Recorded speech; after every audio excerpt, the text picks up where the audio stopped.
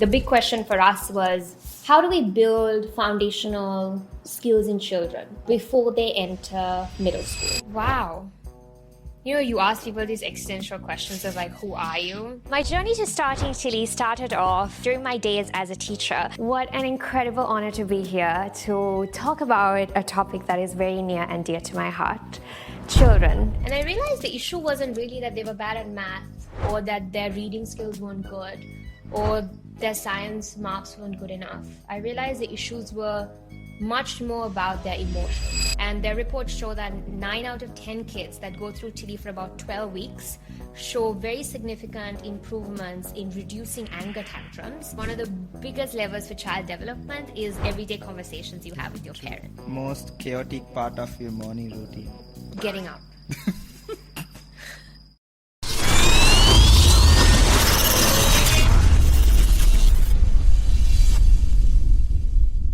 Welcome back to a very special episode today. We've been planning this for a while, and she's here as well, and she probably might have just come for this as well. So let's just welcome the founder of TILLI, Kavindya Thennakoon. Thank you, Rasta, Hi, for Kavindya. having me. So good to meet you finally, and excited to start our chat. So there's this way I start the program, this podcast. Who is Kavindya? Oh, wow. That wasn't in the list of questions you gave me. Wow. You ask people these existential questions of like, who are you? So by training, I'm a designer. This is the work I started off. So I'm trained as a designer.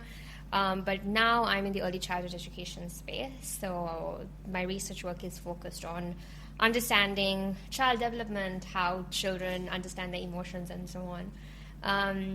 But besides that, I think I'm very much an introvert. I like to stay at home all the time, which I don't get to do. But yeah, that's a bit about me. So just to lay the foundation, why did you actually choose something that's based around early childhood education? Did you see some loopholes? I definitely see some loopholes that you might have seen. Yeah. Why early childhood education? So personally, for me, I went to school obviously in Colombo. I went to an international school, but I started off my kind of early childhood education was at Anula, so kind of in Nugegoda overall. And I didn't really enjoy school, to be very honest. Wasn't very happy in school. I used to ask a lot of questions when I was a child, so I would always ask, why do I have to wear a school uniform? Or why do I have to wear grey color socks? Or why do I have to put my top button on? This is like a hot, humid, tropical country.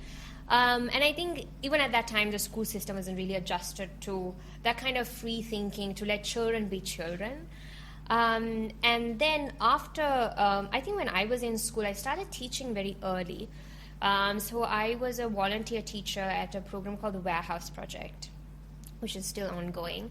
So I used to go to Maradana in the bus from Nugegoda, and I would teach every Friday. So I had kids who came from a pretty rough neighborhood, struggled a lot in the beginning, and I was tackling kids when they were around the age of 13 and 14, which is when I was teaching them. And I realized the issue wasn't really that they were bad at math or that their reading skills weren't good or their science marks weren't good enough. I realized the issues were much more about their emotions, about their emotional development, about early childhood traumas that they had experienced. And I realized it was pointless to teach these skills at the age of 13, and that you really had to start early. So that was kind of the personal experience that led to it.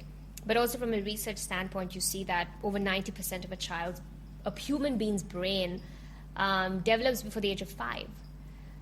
So a lot of what we become, our life outcomes, is decided between these ages of 0 to 10. So I think this is why I think focusing on children is so, so important.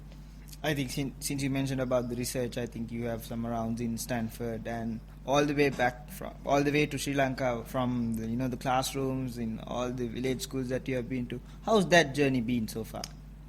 Yeah, I think my biggest strength going into... So I did my master's at Stanford. I was at the School of Education. which is because I wanted to understand education technology in a more organized way, because I didn't have a training in it, even though I had teaching experience, had worked in schools in Sri Lanka. And then afterwards, I left to work in EdTech for a bit, and then now I'm back at Stanford. So that's kind of a little bit about my journey with the university. But I think my biggest strength was the fact that I had this experience teaching, and also the fact that I had this experience with a broad range of rural schools in Sri Lanka. So I taught in a school in Dharaniyagala for a short period of time. I had worked with schools in Putlam to Batiklo and so on, and really understood a lot of these grassroots realities that teachers faced. And I think that is purely the reason that makes me a good researcher when I go into a research setting like Stanford, which is a truly research institution, to really see how can we not keep good research in PDFs, and how do we make it accessible to a teacher in a school in Dharaniyagala, to a principal in a school in Batiklo, so that we can make learning better. So I think working Sri Lankan teachers that I worked with have just made me a better researcher. I'll just come on topic now. What is TILLI actually? This is a good question. So TILLI came out as a part of my graduate research when I was doing my master's. The big question for us was, how do we build foundational skills in children before they enter middle school? So that was the big question. So right now, TILLI, we build and measure 8 of the most essential cognitive skills in children before they reach the age of 10, which means before they reach 6th grade, we ensure that the foundation is set. So what we mean by cognitive skills is we look at skills like critical thinking, we look at more emotional skills like emotional awareness, how to regulate your emotions, understand your emotions. So we build an 8 skill set before they reach the age of 10. So that's what we do. So, in terms of operations, how do for example, if you just take a school, for example, village A, how does it start? How's the timeline? Yeah. How's that going? So, for example, recently we worked with a couple of schools in Batiklo, so I'll use that as an example. Yeah. So there are 2 ways that schools work with us. We sell directly to, so we're a for-profit company. I really don't believe in the aid model that has been in Sri Lanka for a long time. So TILLI is very much a for-profit company.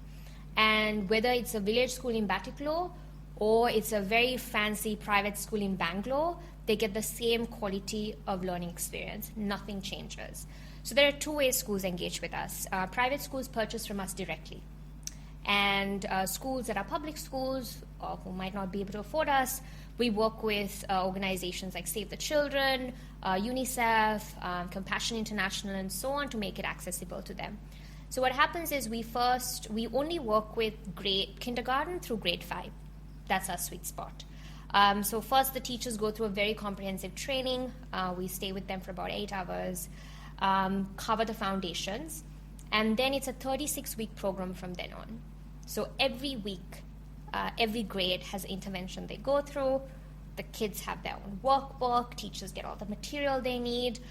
We have weekly support for the teachers. So it's really a really well-structured, research-based program. So by the 36th week, you build a really solid set of skills by the time you go into 5th grade. How's the feedback been so far from the villages and the schools that are covered? So I think the interesting thing for us is we have very expensive private schools, for example, in like Bangalore that works with us. You're putting me on topic because you're from a very rich private school. I mean, I think she's from your school. Really? Let's not mention the name. Okay, we won't mention schools because we'll get sued. So we'll ignore the school names. I want to ask you what school you went to. Okay. So I'll give you an example. UNICEF and Save the Children funded a large deployment of TILLI, and their reports show that 9 out of 10 kids that go through TILLI for about 12 weeks show very significant improvements in reducing anger tantrums and showing heightened empathy. So we're able to even measure things like that. And for example, across at least 97% of classrooms, teachers see a reduction in behavioral complaints. So teachers really come and tell us, the class is calmer. Like usually when I go into my second grade, the kids are screaming. It's hard to get them to concentrate. But now I have these techniques, the kids are calmer. There's one big thing we hear. And recently we did a feedback session with one of our schools in India, and they said they're sharing more. And they asked me how I am doing. They'll tell me like, oh, teacher, you look very tired today. Why don't you take a break? And she's like, I've never had kids looking at my emotions and trying to pay attention to how I am feeling. So they're really seeing this different side in children. And I think that's really what keeps us going and why we keep iterating. Like every week, we improve the material, we change, and so on. So just a follow-up question. Do you improve the material based on where the geographical locations are? Technically for Sri Lanka, this. Yeah. For Sri Lanka, for India, it's this. Yeah. And on top of that, how's like the comparison being from Sri Lanka and India? Yeah. So I'll first tackle the first question you had of how we change the material. So in terms of the core activities and the actual interventions, we change the delivery of the intervention, but the skill and the foundation is very much the same across the curriculum for the purpose of standardizing it. But it's available in Sinhala and Tamil in Sri Lanka. So the schools that see in Batiklo, the teacher training, the material, the workbooks, everything is in Tamil. Sinhala schools, it's in Sinhala. So it's localized here. But in India, it's entirely in English. We haven't, the curriculum is not localized because there's a huge demand for English language content. Yeah. The improvements happen almost on a monthly basis.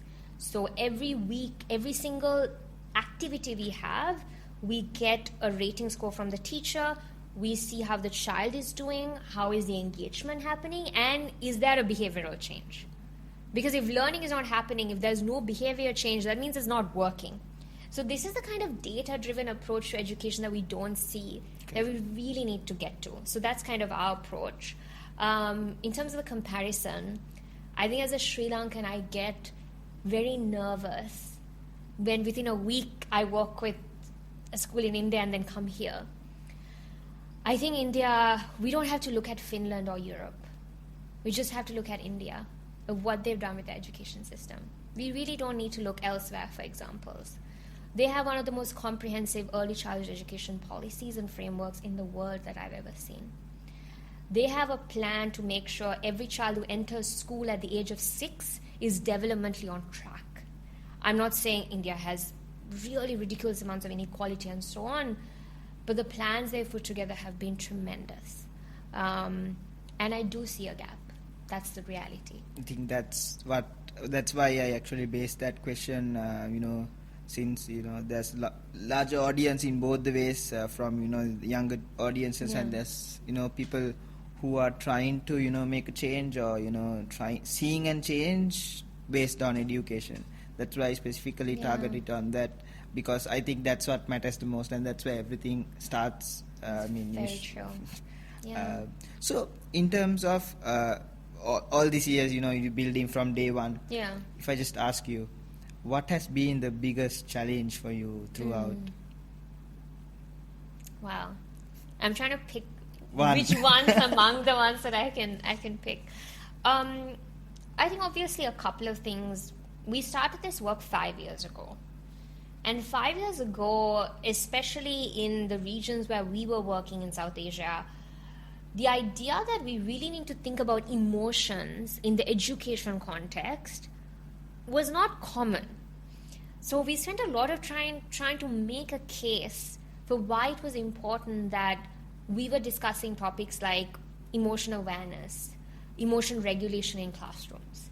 So I think that was a huge challenge of explaining to school leaders why, just as you do math and literacy, that social emotional learning is as important. So I think that was definitely a struggle in the beginning. I think the second piece is obviously we're a very small team. We're only 10 people, and we've now reached about 21,000 kids, students who use TILLI. So I think managing those operations, keeping it lean, but having like an insanely high standard of quality, it's a roller coaster every day. So like in the morning you're crying, by 12 you're happy, something good has happened, then you might cry again. Hopefully something happy happens towards like 5 or 6, and then it's great. So people always ask me, like, what is it like to... I was like, that's what it's like. It's like an emotional roller coaster.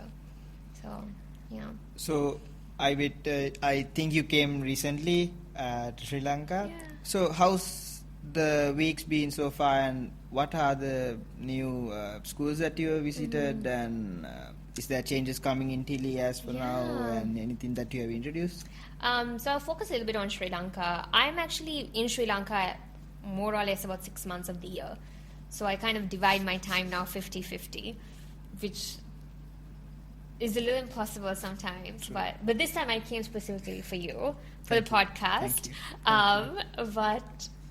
So this time we're just launching TILLI at, I think I can talk about it, at Leeds International. It's a phenomenal team of educators, a great school leadership. So we're really excited. We're piloting it across all their grade 3 classrooms across the country. I think they have about 18 schools. So really excited about that partnership because I'm very invested in doing more work in Sri Lanka. And then we have TILLI at the Asian Grammar School and Polymath in Sri Lanka. So that's been really nice to see the data coming out of these 2 schools. We just wrapped up in India our largest pilot with a network of schools called Hippocampus. So we piloted it there. I think it was about 500 kids. So we just did that review. And they've now committed to taking it to all their schools, which is about 17 schools, 3,500 kids. So these are big changes over the past week. Wow. So that's kind of amazing. The speed at which things happen. That's crazy. But it's always, it's a roller coaster. Amazing. Since you mentioned about Sri Lanka, if I just ask you, I might not know much into the early education, the childhood education industry in Sri Lanka and how it's been, managed so far, and what are the changes coming up. Yeah. What if you had to suggest any changes or improvements? Yeah. I think in my opinion, we are probably might be too late, or right. Like they mentioned, the gap. Yeah. But what do you see the biggest change that should happen, maybe in the next 5 years or sooner as we speak? I should probably write this down somewhere at some point, like now since you mentioned it. I think we're one of the few countries without early childhood education policy. Yes. Sri Lanka. I mean, of course, there are other countries, but we're one of the few in South Asia. Yeah. We have a really great example of what India has done to look at as a benchmark. So setting up a policy is the first thing to do. For example, if you look at our preschools, unregulated, we have random people opening up. Montessori is what we call in Sri Lanka, right? Montessori is a method, but what we go to before coming to school is called a Montessori. Unqualified individuals running preschools and Montessoris. This is when the most qualified people should be working with kids. Between the ages of 2 to 5 is so critical. Little things that happen could completely change a child's life trajectory. So I think first we really need to have a policy in place of what does early childhood look like in Sri Lanka, what are our benchmarks, how do we regulate preschools, what qualifications should an educator have to be able to start a preschool. And the thing is, Russell, it's not just about the learning, it's also about child safety. Correct. Are we keeping our children in locations that are safe? Not just from a physical safety, but is the washroom correct? Is it on a rooftop? Could a child fall off? Like, we really don't have guidelines for these things. So I think that's step one. Secondly, we have a crisis of quality when it comes to our teacher training. Like, I think if we don't tackle the quality issue in the teacher training sphere, there's no point in reforming curriculum. There's no point in building great infrastructure. So I think those two will be the 2 hills that I would die on. A solid early childhood education policy and fixing our teacher training. So I'm just coming into a certain topic right now. Is, as we all know, tech is evolving. And I feel like you use tech as well, and TILLI has, as we know, it's something like basically EdTech, education technology, and there's massive stages to improve. What role does tech place in TILLI? Yeah. So we started off as an app in the beginning. So we were very much a screens first company. But in the past 5 years, we've learned a lot about the impact screens have on children. And I think I mentioned to you, we're leaving to Kuranagal in a couple of hours, and we're launching the first phase of our study looking at how is the impact of parents using screens, how is that affecting children? Not children's screen use even, but what are parents doing on screens and how is it affecting children? So we've transitioned a lot as a company from being screens for children to really thinking about how can we use particularly tools like AI and large language models for teachers. So we're really like designing for a new audience now. So I think with teachers, we're really excited about two things. One is assessments, right? Assessments is a very tedious thing. So for example, now if you take maths, for example, we don't capture data about how a child is doing in math. The only data point we get is that they got 50 out of 100. But that says nothing about the child's learning gap or where are they struggling in math or how can we intervene because we don't have the right kind of data. But what technology gives us is the power to really capture high quality learning data, which is needed to personalize learning. So I think we talk a lot about personalizing learning, but we don't understand that we really need really high quality learning data from each child if we are to truly personalize. So I think this is a problem space that I'm really interested in. So we're now expanding beyond social emotional learning to really looking at math and literacy as well. So we're piloting a tool on math learning where teachers can just take a picture of the child's exam and we give them like a comprehensive mapping of where is the child struggling, how can you intervene, so teachers don't need to grade papers anymore. So we're really trying to see how can we use technology to reduce time that teachers spent on boring logistical things. Make it more efficient. Yeah, essentially.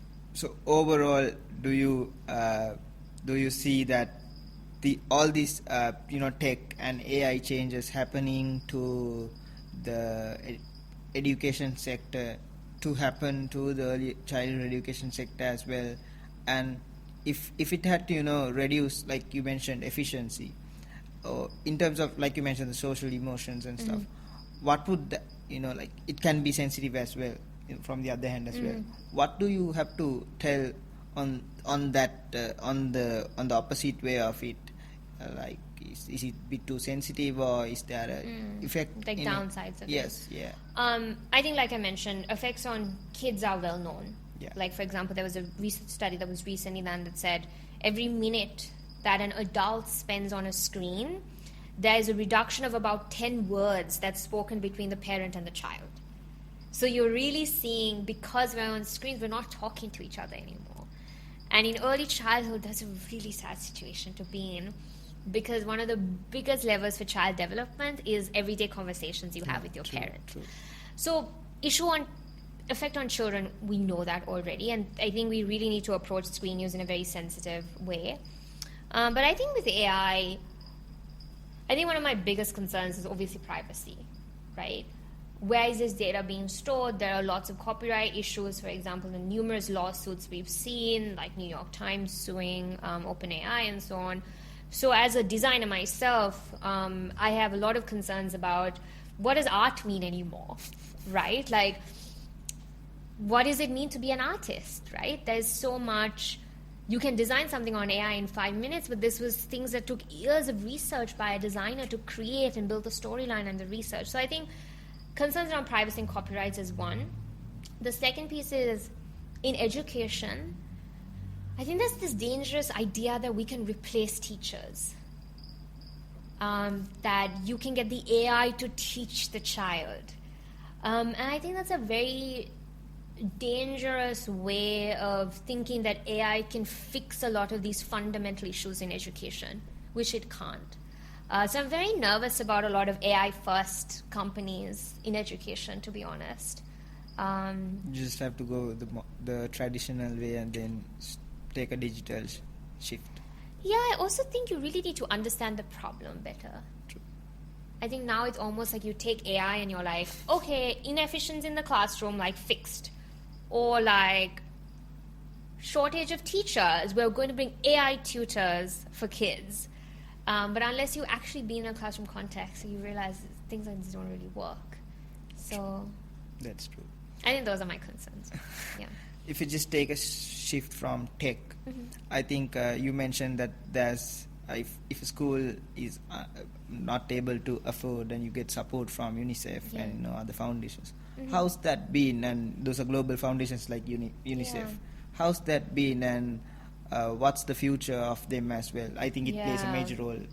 Yeah, I think with USAID cuts and all, I feel like there's a big change in the development sector. So UNICEF Venture Fund, which is not the local office, but UNICEF has a separate venture fund where they invest in startups that work for children. So they were our first investor. So I'm very grateful that UNICEF took a bit on us and said, great, we'll provide you seed funding to build this up and prototype it and so on. They've been a phenomenal partner from day one. So very grateful for them being supportive of our work. But I think the broader development sector, I think, especially in Sri Lanka, I feel like we've created a lot of dependency.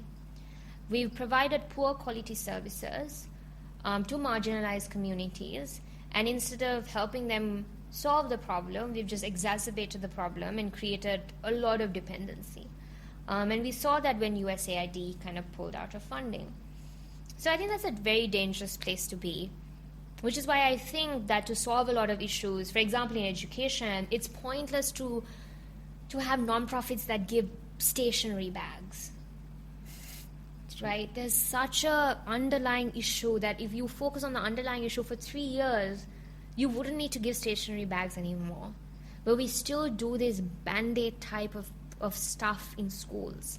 We still go and say we build libraries and we put random books that the kids wouldn't even read, where they actually need is an English teacher. So I think at least in education, I think we really need to think beyond these non-profit development type of interventions, which is, I think, what I've seen so far. If I just ask you in summary, what do you see the future of early childhood education is? I think globally, we've now come to a point where we don't need to make a case for why investing in early childhood is important. I think we've all accepted the fact that to fix things like mental health, to look at things like financial independence, tackling issues like gender-based violence, we have to start early.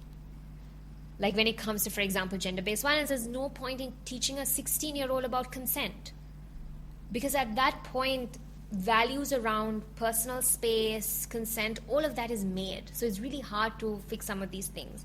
So I think globally, the case has now been made, and we don't really have people saying, oh, we don't have to. How's the data in globally, the data, and how's it going? So I think we have never seen this level of investment in early childhood education globally, right? So there's a lot of investment both from large foundations like the Gates Foundation and so on, but also from a government level. Now you're seeing ministries or authorities assigned to early childhood education. For example, Abu Dhabi is really leading in this front. They have an early childhood authority.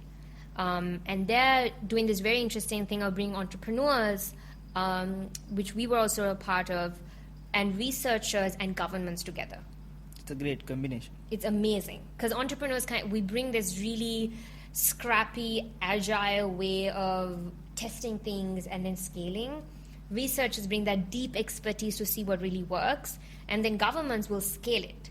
So I think it's such a brilliant model of fixing this space. And India, as I mentioned, has a great policy on early childhood. So I think this is the best we've had so far. So I'm very hopeful, irrespective of what's happening in the United States right now. I think it's an exciting time to work in this space for sure. So again, the same question for TILLI. How would TILLI look like in probably 5 to 10 years? Touched all countries in globally? Or? I mean, that would be great, right? I think we've had this aim of we want to be with 10 million kids at some point, which will be It's just like this dream we're chasing, at least across 100 schools. But I think for us, the goal is that we become obsolete. Like, I think that's the dream, right? Yeah. Because if school systems are fixed, if teacher training is great, if there are great teacher training, an authority in the country, our teachers in the primary education sector are well trained, our curriculums are fixed, you don't need people like us. You don't need institutions like TILLI to come up. So I think for me, the dream is that we become unnecessary. We go out of business. It means we've fixed the problem, right? So I think for me, I think that's like a very utopian way of thinking, but I think that would be the dream, which means we've had a really great education system, that we don't need companies like us to come and fix topics that the government needs to fix. Are there countries like that where early childhood education is like, spot on and 100%? No. So that's so the thing is, there is always that gap. Little gap. No, that's for sure. I think even if you take countries like the Netherlands or Finland. Are there like percentages where like there are some countries like they're like, early childhood education is like set, it's like 90% accurate, or like top countries? I think Scandinavia is always looked at as a great example, right? But the problem is the reality of children are changing every 5 years. True. Right? So let's say if Finland had it right, but nobody's ready for what AI did, right? So the reality of children and teachers are changing every 5 years. So I think the reality is like we'll never be perfect. Okay. But we need government institutions that are agile. We need government institutions that bring the innovation that you see in the private sector with sort of the scale at which governments operate in. I think we really need very, very stronger, more innovative, more creative state institutions. I think that, for me, would be the dream. Yeah. So when it comes to Sri Lanka, the classrooms or the schools that's been partnered with, or like without partnering, do you think that they are really ready, for this tech evolution, or EdTech? How is it like, to pursue them and tell that this is gonna work? Because I believe that there is a tech gap in almost every industry here. Yeah. How do you tell them that this is going to be valuable? Yeah. I mean, at least in the primary education space, I don't think that them adopting EdTech is going to change much. True. Right? So I don't really see tech adoption or EdTech adoption as a benchmark of a school system being successful. I think we need to take a step back and be like, what are the actual problems? And I think I'm always inspired by the teachers I've met and the principals I've met. I've always spoken about this. I don't think we highlight how innovative and creative and hardworking our teachers and principals are. I think they get a lot of flack from society for a lot of structural problems in education. Teachers I've met sometimes have to travel 2 hours to get to school. And there are no fans in the classroom. Little things like this. But it really affects, like, the heat in this classroom. Like, we're not really talking about the climate change impacts on classrooms. And then you expect them to be stellar, fabulous teachers who are at their peak level of kind of productivity as a teacher. It doesn't work that way. So I have a huge amount of respect for teachers and principals in our public sector. And I think we need strong institutions. I think where I've been most discouraged have been state institutions that work in education. But I've been inspired when I go into schools and meet teachers and educators. So I think we're not really, we're not tackling where the problem is. So I don't think any amount of EdTech can fix that. We have a lot of foundational problems to fix before we bring like smart boards into the classroom or whatever it is that the government wants to do. Correct. Yeah. I think we just had a glimpse of how the use cases are in terms of how the children are using it. I just want to know, how is it from their POV of the children? what do they get to see, and how's their experience Yeah. been? So I think for us, we're always running experiments before we put something in front of kids. So we always say, even with our team, have we shown it to at least 6 children? And what have they said? I think for us, kids are our expert. And they're very honest. They'll be like, Miss Kavi, this is boring. Or like, these colors are ugly. Or I don't want to do this anymore. And they'll leave. Like, you're doing user tests with kids. If it's boring, they'll stand up and leave. So I think for us, they're our greatest critique. So we owe every single activity, every single intervention, whether we're designing like an activity pack, everything gets tested with at least 6 children to get that feedback. And we are really focused on colors. If you've seen any of the TILLI material, it's really beautifully designed. Let's just pop. It's some really out. like you'll see it anywhere you go. So it's a narrative. The girl's name is TILLI. So all the activities are kind of about TILLI's life and these emotions she's dealing with, her friends, different problems she's facing, and all of that. So for us, designing for the child comes first. And for us, the child is our expert. So kids love it. So I think that it's so exciting because, for example, one of our schools will have the TILLI period on Fridays. So they'll be like, oh, it's TILLI time now. Oh, we get to talk to TILLI. And, you know, sometimes I forget some of the little characters we have. And they'll be like, oh, but that didn't happen to Daisy. And I was like, who's Daisy? And they'll be like, the flower. And it's just really nice to see kids building like a connection with the characters. And What's the story behind TILLI? Like the story. the name. We had somebody who worked in our PR who's like, Kavi, you need to come up with a story. Like a story that sells. Because there's no story. So I think I had my final presentation for my master's on a Friday or something. This was Thursday. And somebody was like, you don't have a name for your project. I was like, I don't have a name. And she's like, the deadline is like in 5 minutes, you need to come up with a name. And I just said TILLI. You just said it. That's so quick and And apparently it means something not so good in Swahili, which I won't mention on screen, but if anybody's curious, you can Google TILLI in Swahili and figure it out. Because we had this idea of translated to a project that required it to be in Swahili. Oh, wow. And the gentleman was very, he's like, so we might have to change the name. I was like, you mean TILLI? He's like, yeah. I was like, why? He's like, you'll find out. So that's for me to, when I start my next company, I probably need to like do more research before I pick a name. So, but yeah. So we do have like a fun segment next. Good. Because we talked about education and research and Yes. boring And it's stuff. like a rapid fire segment. You don't So know like the- one sentence? Yeah. Okay. So Or like a word.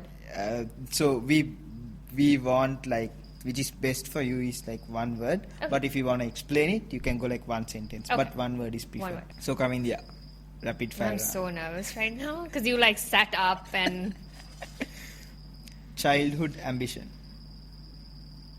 cashier at a supermarket. You go to productivity snack. Cereal. Impact. snack. Impactful book you have read. Oh my god. Shit. Now this makes it look like I don't read books. I swear I read books. Oh my god. That's spicy. Okay, I'll from my bookshelf. Stories of Eva Luna Okay. by oh my god, I'm forgetting names now. Stories of Eva Luna. It was really Most chaotic part of your morning routine. getting up. It is. Okay. You make it sound like everything else is fine. Childhood nickname. Chutika. That's what I was called. If TILLI had a theme song, what would it be? Who Run the World? Oh, okay. Overrated That was such a good answer. Good job, Kavi. startup habit. Startup habit. Oh, using AI? Yeah, like AI, we do that too. I don't know. We've done all of it. Okay. You know what I mean? Okay, so testing out. Yeah. Okay. We've done the cliche, Okay. cringe stuff. The skill you wish school had taught you, like Skill, relationships, like how to handle relationships. Okay. Yeah. One founder you would grab a coffee with. Melanie Perkins, Canva. Yeah. Product feature that you secretly love in TILLI. Ooh. We built like this. We used empathetic AI thing to talk to TILLI, and then she gives responses back at you. Like a bot. It wasn't a bot. Like she actually talks to you. She'd be like, "Oh, you had a bad day. It seems like." I mean, it's AI, but I really like that feature because I talk to it sometimes, Wow. and it's nice to. We built it with Hume AI, which is one of the empathetic AI companies. I love it. Yeah. Amazing. That's all. Okay, that was easy. Wow, that was so. Like the book. I was like, great. I don't read. I'm an illiterate. Like. So that was an epic round. You'll have so many things to cut. Because I feel like I backtracked on half the things I said. It definitely wasn't one word answers, but it was fun. No, because you would ask me, like, what book do you read? And I had to, like, it sounded like through I the haven't entire- read a single book in my life. But I read, like, Okay, I don't just read. so. You don't. Not really. So my thing He's is, like young, you listen to it. I am not that young, but yeah, okay. Everybody's laughing. As long as you're not 18. Are you 18? No. So Kavindya, I think you're going back next week as well. Sunday. Yeah. Yeah. So we're just coming to the end of the podcast. I hope you had a blast in Sri I Lanka. had a really good time. Yeah. And I hope the Sri Lankan trip was fun as well. I think you visited some schools. Yeah, I mean, for me now, I don't think of it as a trip anymore. I'm just here all the time, so Okay. it kind of has changed the way I think about it. It was really great to. Amazing. Yeah. But I wish you all the best for the future and everything you do with TILLI. Just two last questions I just have to ask. In terms of early childhood education again and TILLI, how's I asked you how the future is, but if you had to change something very sooner in terms of early childhood education and TILLI, what problem would you actually solve? I think we started off at a very different space of designing. We were doing apps for kids, right? And now we've come a long way from that. I really identified teacher upskilling and teacher training as a big lever that could really result in a huge improvement in early childhood. Because we have a lack of quality, and secondly, we also have a supply issue of trained educators. So I think this is something I've gotten very interested in how can we train teachers better, and how can we build tools that make teaching enjoyable for teachers. Teachers really don't work in great situations here, both in terms of pay, classroom conditions, and so on. So how can we make the lives of teachers happier? Because happier teachers means happier classrooms. Happier classrooms mean happier kids. So I think designing for teachers is something we've gotten very passionate about. So Kavindya, Tech Talk also have a wide international audience as well, and we do have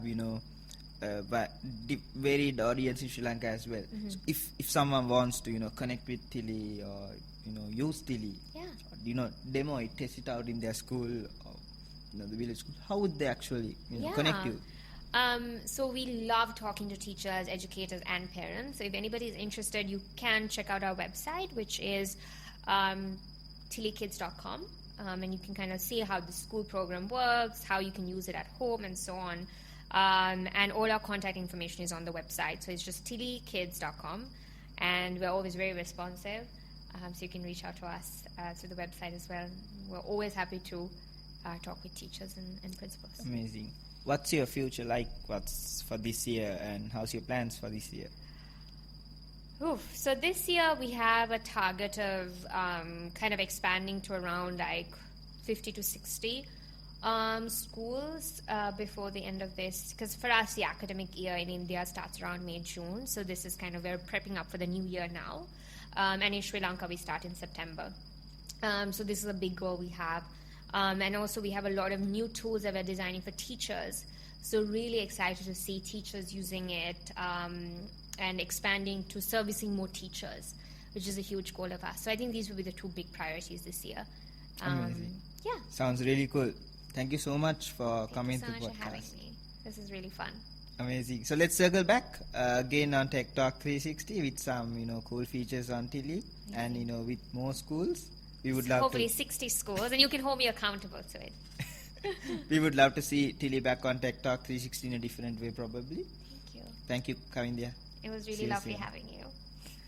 That's another episode of Tech Talk 360 with Kavindya Thennakoon.